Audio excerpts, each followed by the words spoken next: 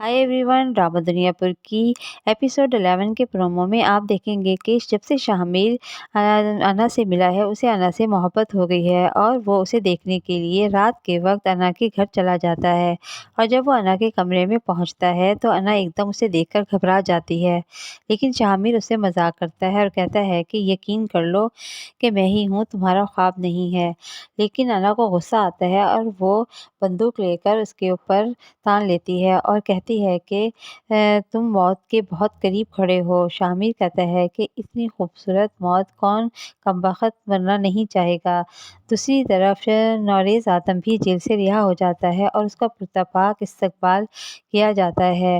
नौरेज़ आदम inspector से भी मुलाकात करते हैं और इंस्पेक्टर उसके को अपने साथ मिला लेता है। दूसरी तरफ जब अना के वालिद उसको कहते हैं कि नौरेज़ आदम मेरा जना हुआ सांड है और उसने बहुत ज़्यादा चालाकी के साथ तुम्हें मेरे खिलाफ कर दिया है और तुम बहुत ख़तरा उठाओगी। लेकिन अना कहती है कि नौरेज़ आदम इस वक्त कुछ नहीं कर सकता, जो भी फैसले करता है वो उसका बेटा शामिर करता है और वो इस पोजीशन में नहीं है, और वो ये कहकर वहाँ से चली जाती है।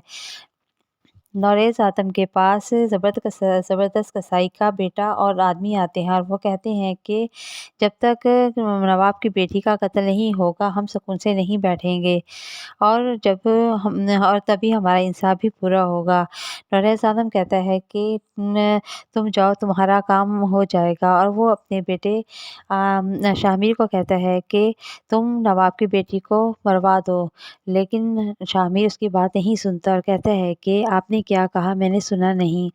नौरेज़ आदम कहते हैं कि नवाब की बेटी ने ज़बरदस्त कसाई को कत्ल किया है और जब तक उसका कत्ल नहीं होगा इंसाफ पूरा नहीं होगा।